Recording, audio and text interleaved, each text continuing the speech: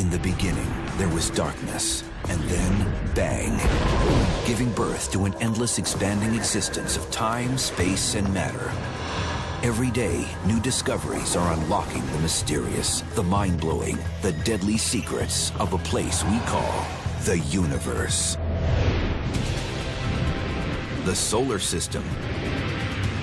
How did it emerge from the oblivion of interstellar chaos? We are made of gas and dust. Today, the sun and planets hold fascinating clues to their origins in a haze of particles so small, they're virtually invisible. The evidence of our past is all around us. But are the titanic forces that created our solar system common throughout the universe? Or are we unique? Our solar system seems to be one of the oddballs. The universe may have countless strategies for crafting stars and planets, but only one could determine how the solar system was made.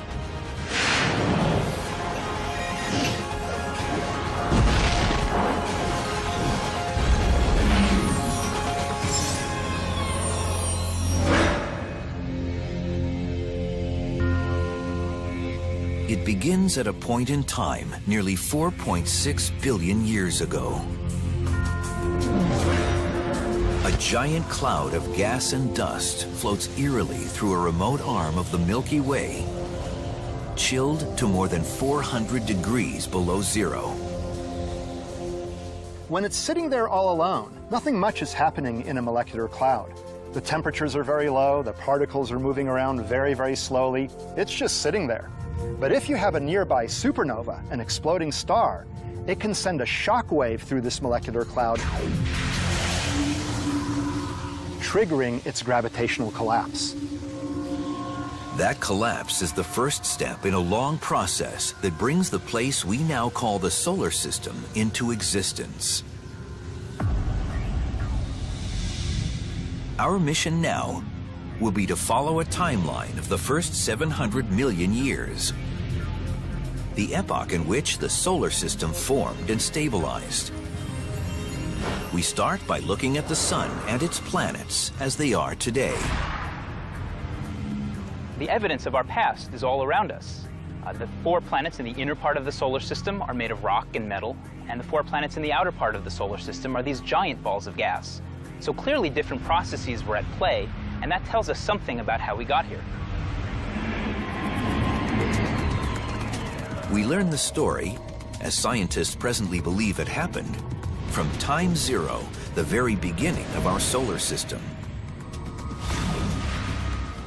The supernova explosion not only seeds the giant gas cloud with heavy elements like iron and uranium, the jolt of the explosion gives the cloud a push into the future as wave fronts compress the cloud's gases into a critical mass. That mass begins to collapse under the force of gravity, and then it's unstoppable. It's rapid. It's irreversible. It's like a roller coaster reaching the top of its track and speeding down the other side. The collapsing cloud, destined to become our solar system, becomes a virtual theme park of chaotic motion. An amusement park like Knott's Berry Farm is a great place for people to come and experience the kind of motion that happens in the early solar system. There's gravity, there's collisions, momentum, forces. All of those interactions that took place in the early solar system can be found here on all the different kinds of rides.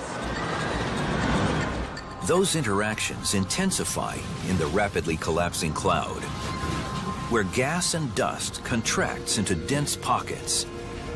Each will become the nursery of a star. When the giant molecular cloud was triggered and started to collapse, a lot of other protostars and a lot of other solar systems were formed at the same time. So our sun actually has a lot of brother and sister stars that formed right around the same time as the sun. The first stages of our solar system's creation are hardly unique. Today, we witness the same thing happening in the Orion constellation, where a giant molecular cloud stretches hundreds of light years across. In some places, collapsing pockets are now forming clusters of young stars, which light up the surrounding gas. The circus of motions in the amusement park aptly parallels the movements of space matter that comes together to make the solar system. The most basic of these motions is circular. Like a celestial carousel, as the pre-solar cloud collapses, we begin to notice its rotation, a spin that has actually been there from the beginning.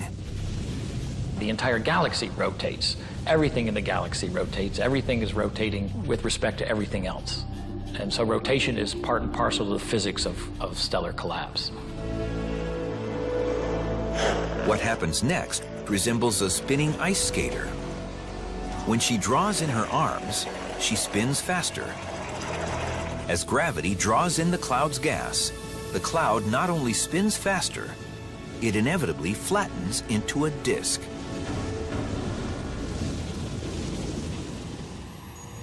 We can see a similar process at work on Earth, in places like Joe Cariati's glassblowing workshop in California, where astronomer Laura Danley is observing the action. Joe begins with a round blob of red-hot molten glass. We basically just are taking a solid mass that was round and spinning it. It flattens because it's much easier for the fluid of this liquid glass, to collapse in the same axis, along the axis of spinning, rather than try to fight the spin or fight the angular momentum and move closer. And just like in our solar system, if there were planets forming in there, they'd all be in the same plane. It's just like the disk of our solar system. Now, it looks kind of elliptical. It's not circular. We think of our own solar system as being circular, but I think you told me it had to do with there being more mass on one side. So maybe it's kind of like an analog of a binary star forming, where you've got maybe extra mass on one side that's also going to form into a star or a brown dwarf, or maybe just a very massive Jupiter-like planet. It's so tempting to touch it, but I mean, that's Oh, no, we can't do that. Yeah, we can't do that.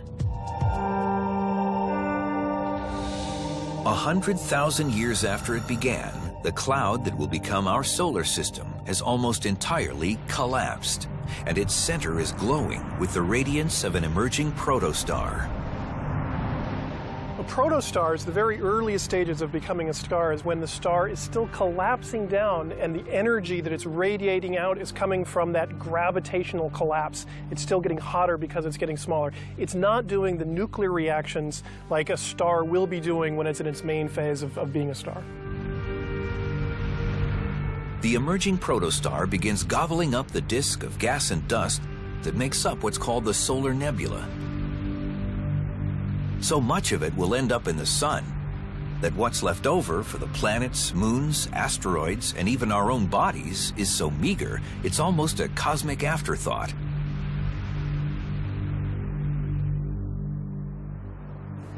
We happen to live on a planet, so the stuff that went into making the planet is very important to us. But it was just a tiny part of the whole mix. This parking lot is a good way of showing how tiny. When you look at the solar system today, the sun is 99.85% of the total mass. So, compared with the 500 cars in this parking lot, my car is just about all that's left over for all the planets, asteroids, and moons. And as for the Earth itself, well, that might be comparable to this spare tire, nothing bigger. At 1 million years after time zero, the solar system's method for sorting out its planet-building material is clear. They're separated by the different temperatures in the disk. Close to the protosun, temperatures above 2,000 degrees vaporize everything. But about 5 million miles out lies the rock line, where it's cool enough for metals and minerals to turn solid.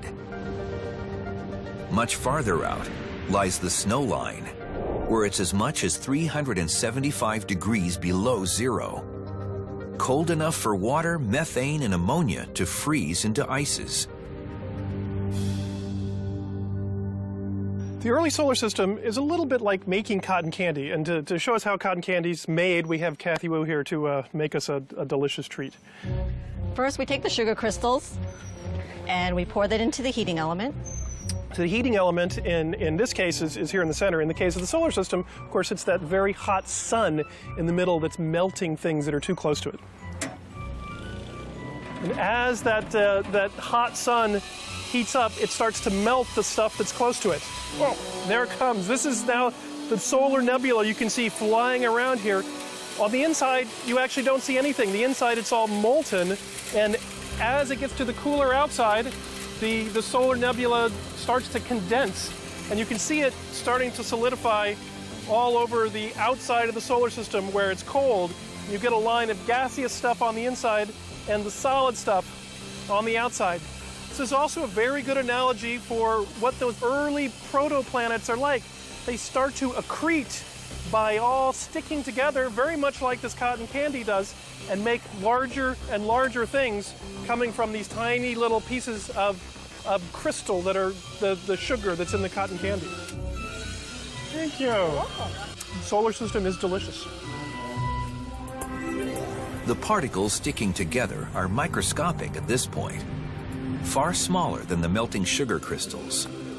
And as cotton candy illustrates how these solids accrete in the solar system, another amusement park attraction shows what makes them grow. Bumper cars wouldn't be much fun without collisions. And in the solar system, without collisions, there would be no growth, no accretion.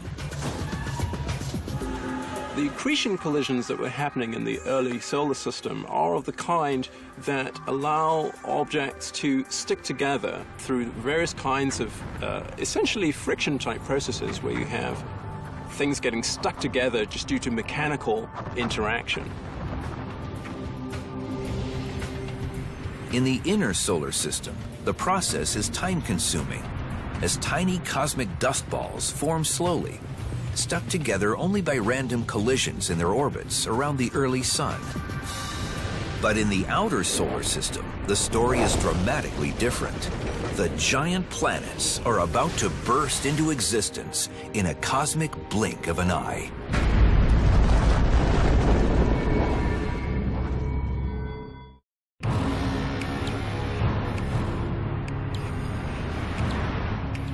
Beginning as a cloud of gas and dust, the making of our solar system will take 700 million years.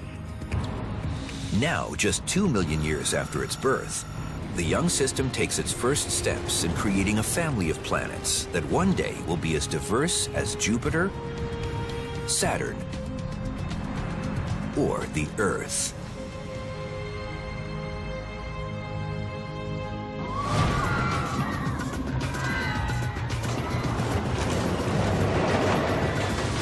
For now, though, they are chunks of matter continuing their roller coaster ride in the turbulence of the solar nebula.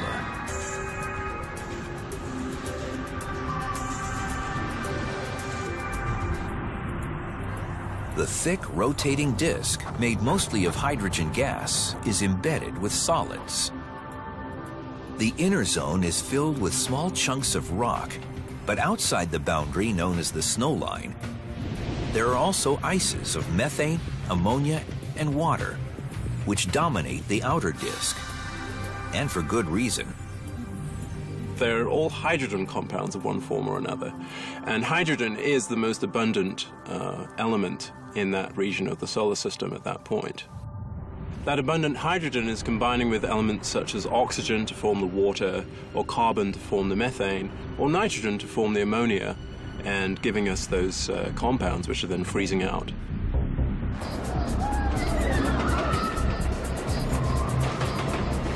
Continual collisions amid the turbulence make tiny specks of dust and ice stick together through friction and static electricity until they're large enough for gravity to take over. Eventually, they become planetesimals. Planetesimals were the original building blocks of our solar system. They're incredibly small, only about half a mile to a mile across, but there were countless numbers in the early solar system. It was simply littered with them. These half-mile planetesimals will eventually form full-scale planets, but of distinctly different sizes. That's what Ryan Chan of San Mateo, California, wanted to ask the universe by writing, why are the planets closer to the sun smaller than the giant planets farther away from the sun? Ryan, the inner planets are smaller than the outer planets because the inner planets didn't have much material from which to be made, just metals and rocks and things like that. The outer planets, after forming an Earth-like core, were able to attract ices of water, ammonia, methane, and carbon dioxide. That made them get bigger, and then they gravitationally attracted gases, becoming much, much bigger.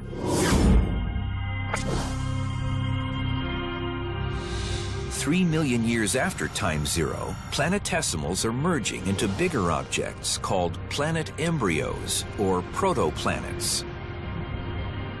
Protoplanets are built up of planetesimals, so they're larger, about the size of our moon. Just beyond the snow line, where ice is most abundant, the teeming mob of protoplanets collide and fuse in a frenzy of planet building. Within just 3 million years, these collisions give birth to a frozen young planet, destined to become the monster of the solar system, the infant Jupiter. Before it became a giant planet, Jupiter was sort of like a super Earth, maybe 10 or 15 Earth masses. The early Jupiter is made of rock and ice and continues to grow. At a crucial moment, one last protoplanet slams into its surface.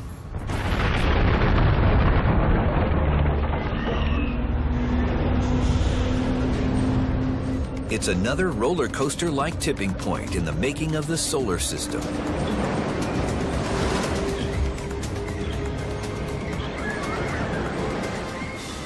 The added mass sends Jupiter over the edge to become a gravitational bully.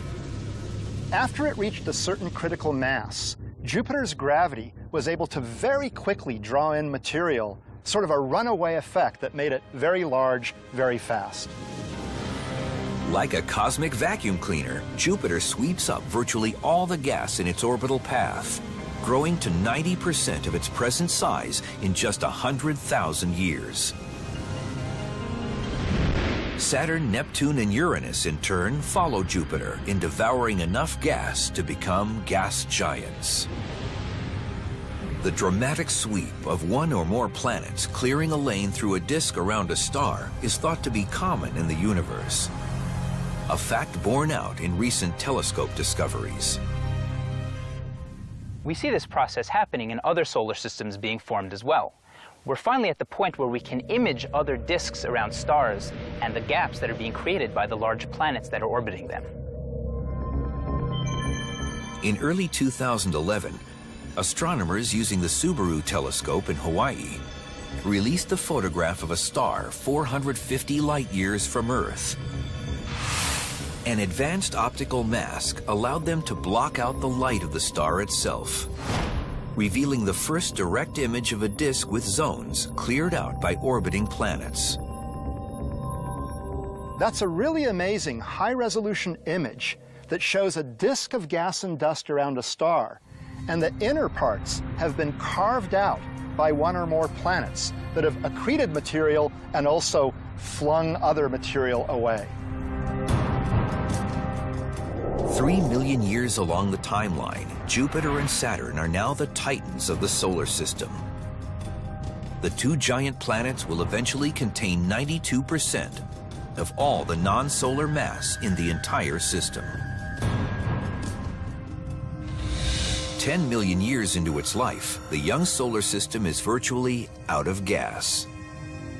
In this case, the gas is the hydrogen and helium that fueled Jupiter and Saturn's swift growth. The forming star had this huge solar wind that was clearing material out of the solar system. Jupiter and Saturn were fortunate enough to pick up most of this material in their orbits, which is why they're so large. Uranus and Neptune were a bit later to the game and were unable to pick up as much material, which is why they're smaller than Jupiter and Saturn. During the time before the dust and gas were blown away, the forming solar system was largely hidden from the rest of the universe. Even as dust and gas were forming planets, the disk remained thick enough to block light from the proto-sun at the center. At a distance of several Earth distances from the sun, for example, looking back towards the sun, in the earliest phases of the solar system, we wouldn't be able to see the sun. We wouldn't be able to see the visible light. What would the early solar system have looked like to alien astronomers gazing at us from even greater distances? The Hubble Space Telescope shows us with photos of protoplanetary disks in a star-forming region 1,350 light-years from Earth. We can see them at a variety of angles, tilts, relative to our line of sight. For example, if they're face-on, we can see a central star surrounded by a disk. But when we look at these objects edge-on, the gas and dust that is between our line of sight and the central star blocks the light of the star. But now, 10 million years after the solar system began to form, with the dust and gas virtually gone, the sun-to-be shines brilliantly through space. It has yet to go through the process of becoming a true star, and at this point, it would seem strange to modern eyes. The spectrum of light was very different, so it was putting out a lot of energy just as it does today, but it was actually much redder in its spectrum, so that early solar system would have been a very different color from what we see today. The protostar, orange-yellow in appearance, is a seething cauldron. In some systems, the cores of contracting clouds never glow with anything more than the dim light of dull brown dwarfs. Our early sun now nears a critical point. Will its internal furnace sputter and fail? Or will it breach the nuclear threshold and shine across the galaxy with all the brilliance of a true star?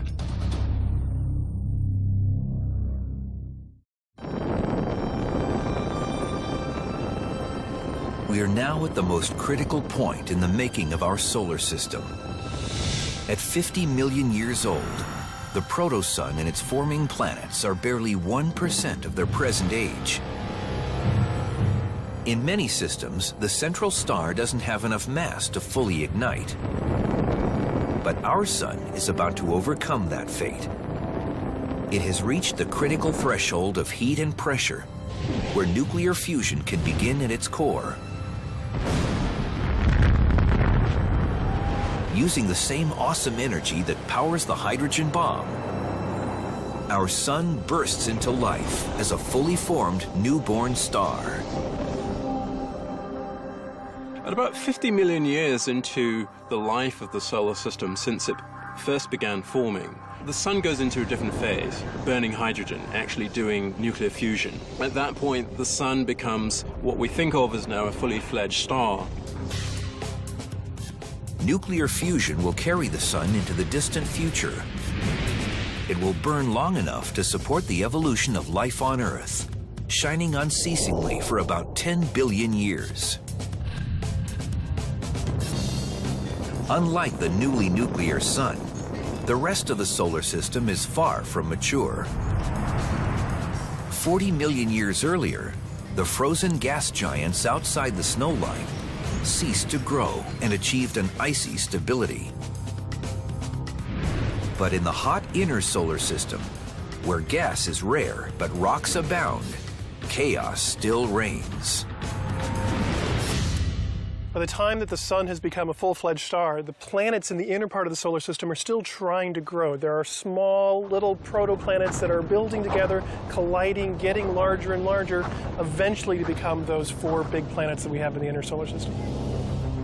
But just inside the orbit of Jupiter lies a narrow region where the smaller planetesimals rule, and protoplanets are rare.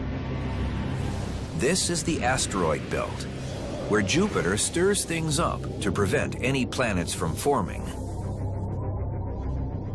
Jupiter is the largest planet, and so its gravitational influence is the greatest in the solar system. There was a point in the early solar system where Jupiter was passing through what's now the asteroid belt, pumping up the velocities of the planetesimals there, causing them to collide in a destructive manner. They blew apart.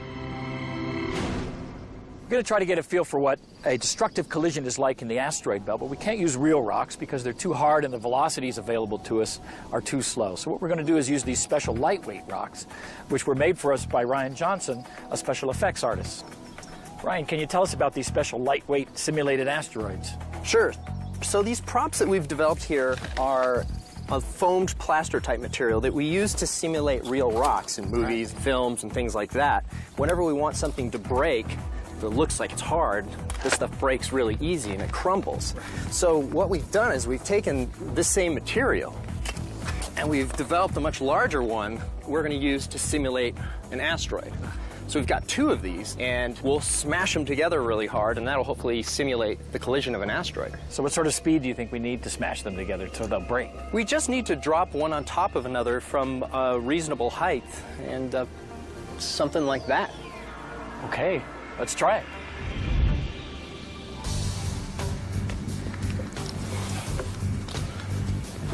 Let's drop the plum. The distance of the drop is about 18 feet, which will give the falling asteroid a speed of 37 miles per hour. A little bit more. Perfect. Perfect right there.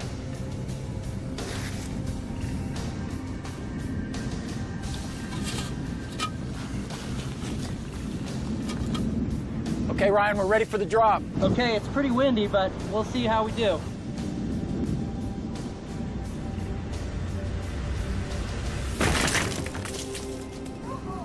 All right, that is excellent.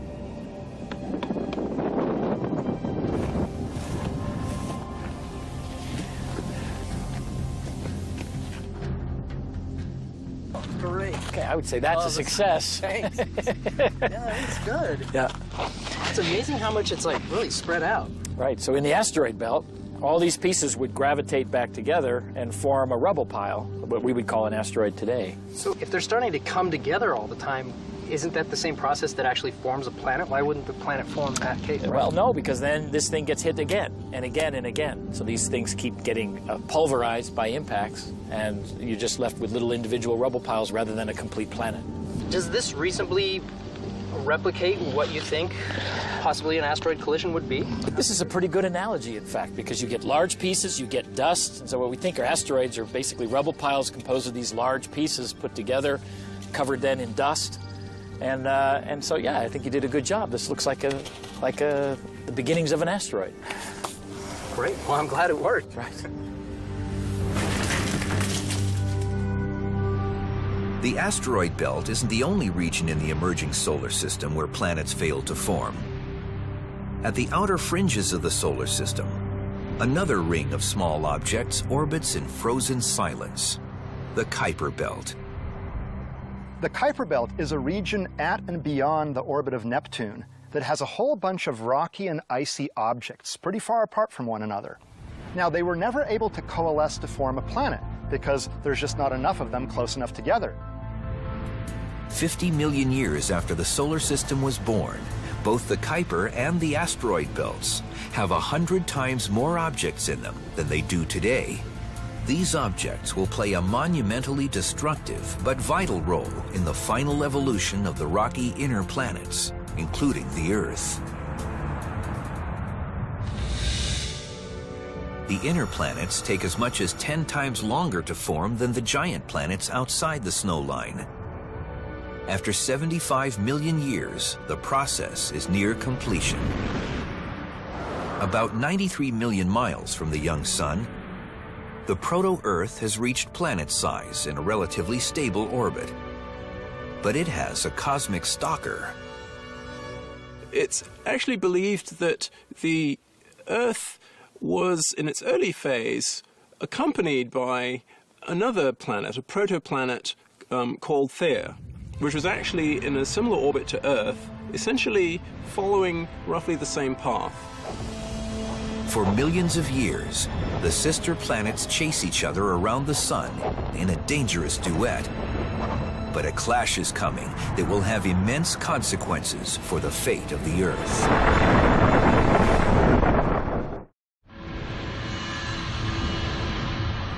The making of our solar system has gone on for 80 million years since the collapse of the giant gas cloud that started the process. the inner planets have largely taken shape.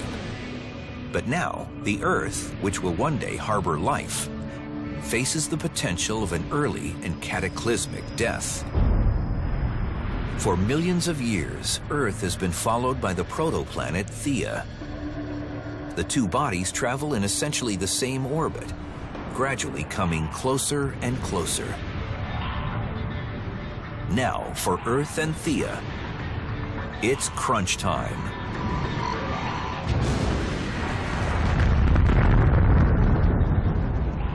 The Earth-Theia collision early in the history of the solar system must have been a spectacular event. A Mars-sized object came in and hit Earth's side, splattering part of the crust and mantle of both objects into space, forming a ring of debris from which the moon then formed. Having survived the cataclysm and gained a moon, the Earth settles in as one of the stable planets of the inner solar system. The drama now moves back to the gas giants, whose shifting orbits threaten to tear the solar system apart. At 500 million years old, all of the solar system's planets have been formed. But surrounded by debris in the planetary disk, they are on the move. As waves of density are formed in the disk, the planets are almost surfing on the waves of material in the disk itself. You're really shuffling the deck completely from where planets are formed to where we finally see them. In the early solar system, the three outermost planets as a group are closer to the Sun than they are today, and Neptune's original orbit is inside that of Uranus, the reverse of their current position. In addition, the asteroid and Kuiper belts each have 100 times more material than they do today. The small bodies of both belts are constantly flung around by the giant planets and their intense gravity. As massive as they are, the big planets react every time they toss a planetesimal somewhere else. The reactions may be small, but they add up to make the orbits of the giant planets migrate to new positions. Early on, the outer planets tended to move around quite a bit. They migrated. Now, Saturn, Uranus, and Neptune sent planetesimals in toward the Sun. That means they had to generally move outwards. Whereas Jupiter flung planetesimals out to very great distances, even ejected them from the solar system, and that means that Jupiter had to move in. What determines these in and out movements? They result from a law of physics that says energy is never lost. When a planet ejects a planetesimal, the planet itself has to move in a little bit, and that's simple conservation of energy. It's giving a lot of energy to the planetesimal, dumping it way out there. That means the planet, has to move in. It loses energy. If an orbiting object loses energy, it's not moving as quickly. That means it drops to a lower orbit.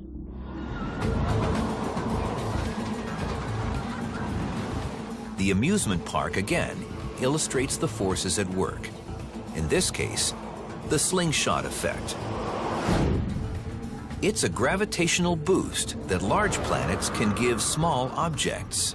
In the 1970s, scientists exploited it to accelerate the Voyager spacecraft as it swung from planet to planet in the outer solar system. Here on Earth, we can think of the slingshot as a roller coaster over the edge. The boomerang roller coaster ride that we have here is a nice example of the processes that are involved in the slingshot effect. The gravity here that makes this work here on Earth is using Earth's gravity. It pulls down on the cart, and it pulls it down the slope, and then the cart goes back up the slope due to the momentum it gained from coming down the slope. What if we were to add Jupiter to the system? Now Jupiter's gravity will still pull the object in, but Jupiter swings it around the planet, and it goes around Jupiter, and the motion of Jupiter gives it an extra kick, so that it gets more momentum than it came in with, and gets shooting back up the slope and out into space.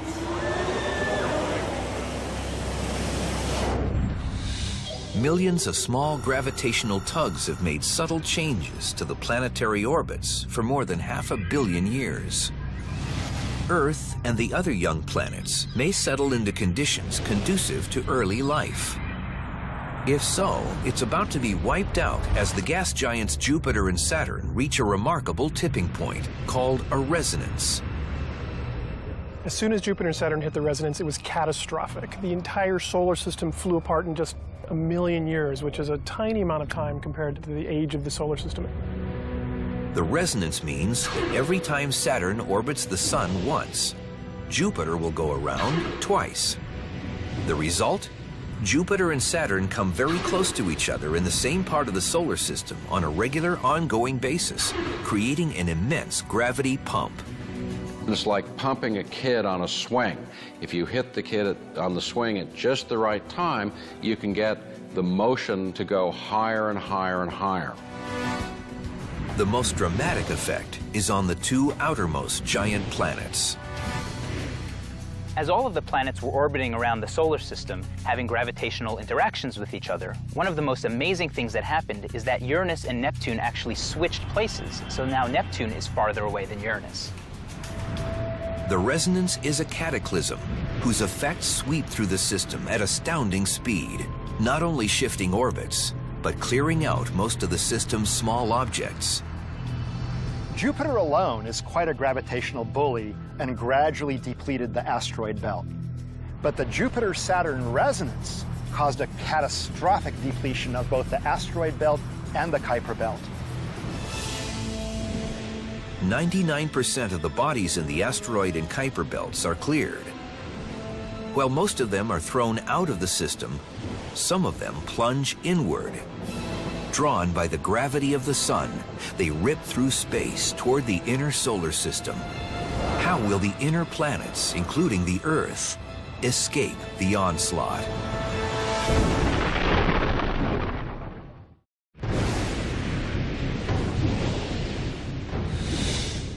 The making of our solar system reaches a violent climax 700 million years after the pre-solar cloud first began to collapse. And Earth is in the firing line.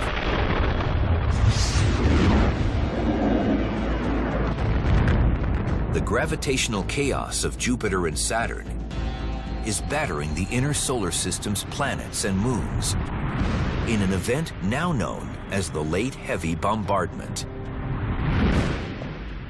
A lot of the material in the outer solar system, these comets, fell in towards the inner solar system, where they collided with the inner planets and the moon, creating the craters that we see today.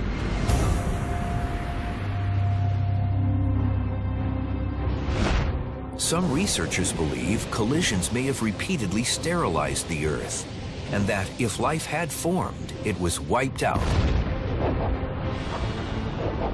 and had to start anew. But the impact of objects from space, along with their violence, may have also brought a benefit. The Earth might not have all the water it does today had it not been bombarded by material from the outer solar system. Some have speculated that much of the water we have on Earth is actually a result of impacts from the late heavy bombardment period.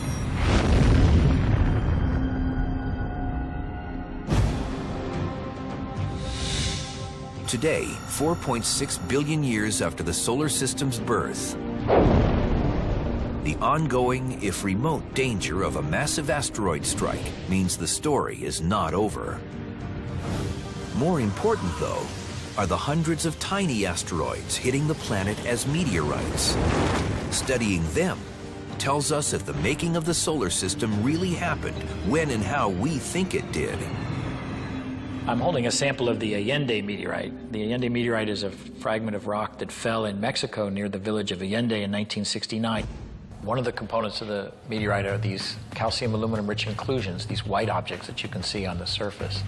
These are the oldest known materials in the solar system, and we know this by age dating with radiogenic isotopes. In his high-tech lab at UCLA, cosmochemist Ed Young and his colleagues carefully examine tiny samples of ancient meteorites. There's a big white fragment in the middle, which we want to cut out. The lab's precision lasers aim at the fragments, blasting out holes no wider than a human hair. Sophisticated analysis measures radioactive elements, which serve as atomic clocks.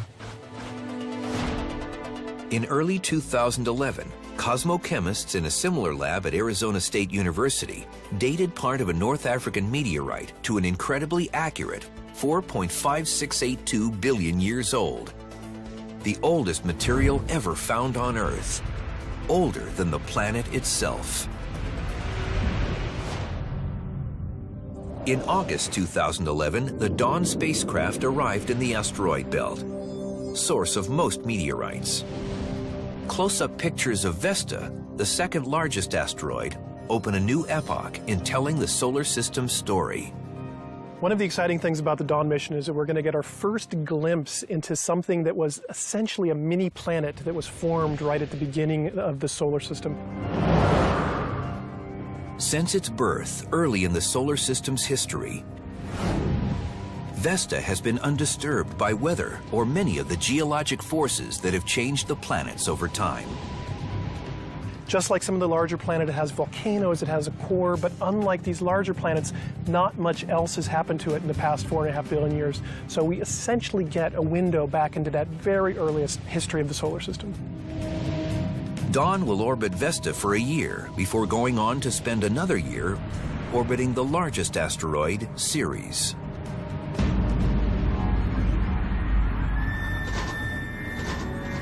Meanwhile, NASA's Juno probe has just begun its voyage to Jupiter, where it will visit the giant planet to determine if it really does have a solid core, and formed early and quickly, as scientists now believe. Even more crucial are other stars with their own solar systems, whose formation sheds essential light on our own. The most important reason for understanding how the solar system was made was to find out whether or not we're normal. When you look out and look at other solar systems being made with our telescopes today, for example, in Orion and other places, we want to answer the question, how normal is the solar system? Launched in 2009, the Kepler mission is now running full blast and has identified 1,200 possible planets around other stars. Some systems have Jupiter-sized planets close to their suns or in lopsided orbits.